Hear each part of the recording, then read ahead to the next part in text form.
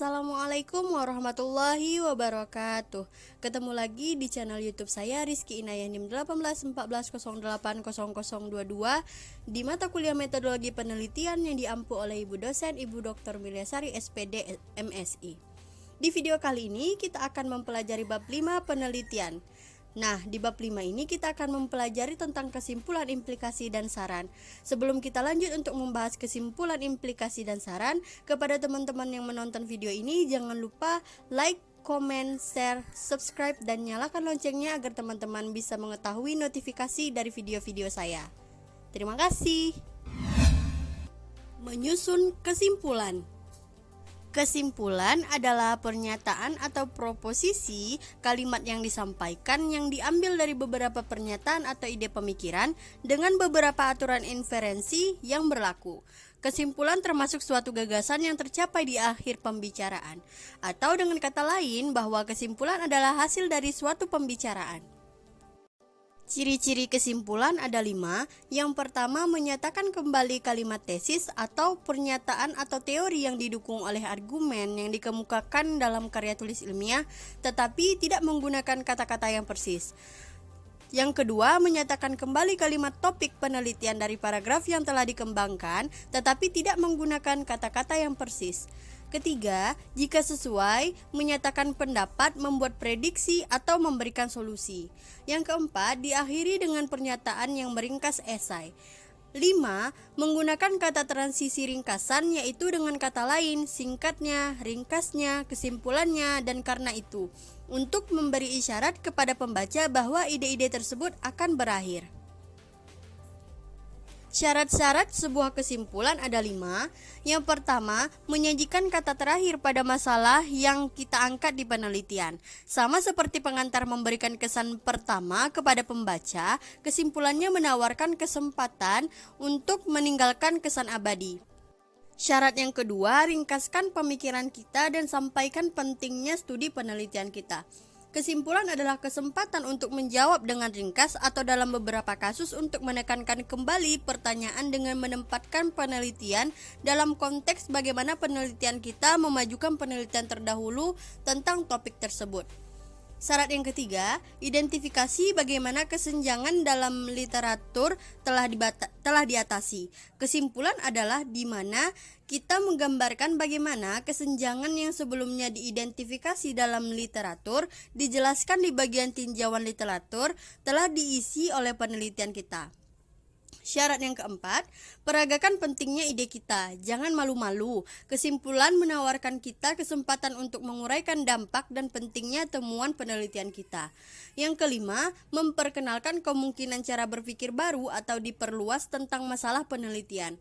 Ini tidak merujuk pada pengenalan informasi baru yang harus dihindari, tetapi untuk menawarkan wawasan baru dan pendekatan kreatif untuk membingkai atau mengontekstualisasikan masalah penelitian berdasarkan hasil penelitian yang telah kita lakukan.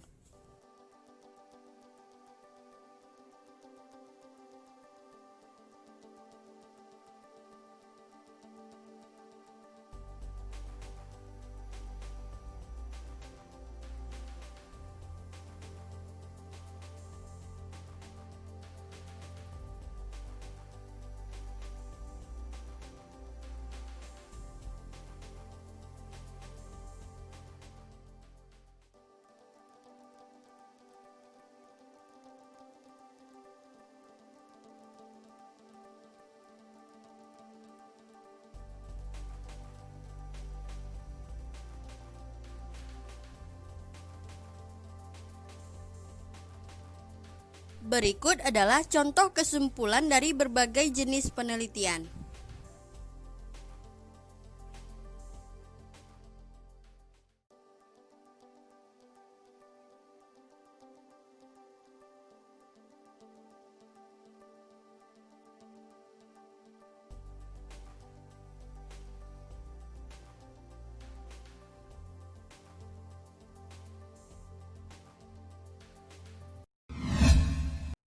Implikasi dan saran.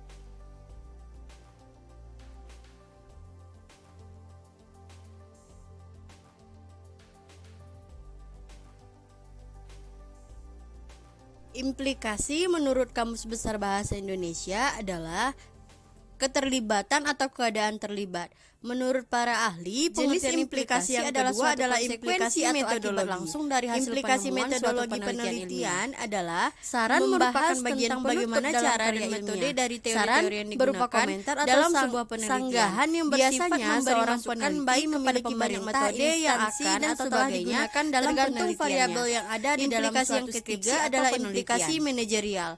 Implikasi manajerial mengulas atau membahas tentang kesimpulan atau hasil akhir penelitian. Tentunya kesimpulan tersebut adalah berdasarkan atas kebijakan teoritis yang diterapkan dalam metode adalah di mana seorang peneliti akan menggunakan kelengkapan data berupa gambar-gambar maupun foto yang bertujuan untuk menguatkan hasil temuan dan penelitiannya. Objek yang memiliki otoritas penerapan yang jelas.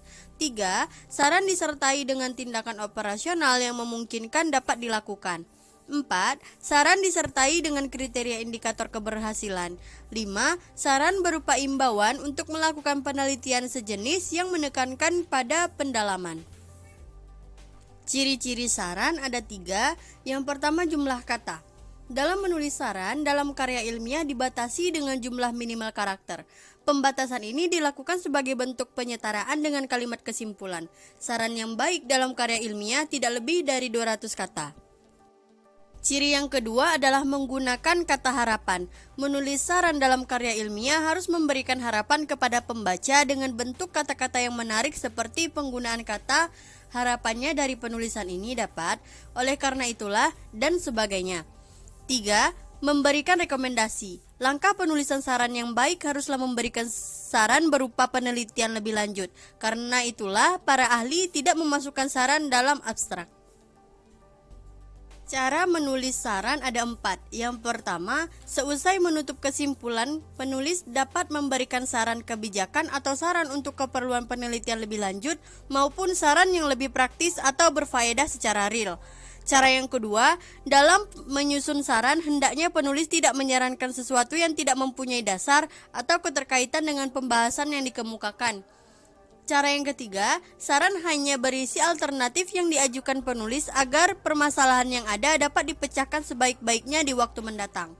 Yang keempat, saran didasarkan pada hasil penelitian peneliti dan menunjukkan langkah-langkah atau arahan khusus yang dapat diambil. Saran berupa langkah konkret atau tindakan yang diusulkan penelitian.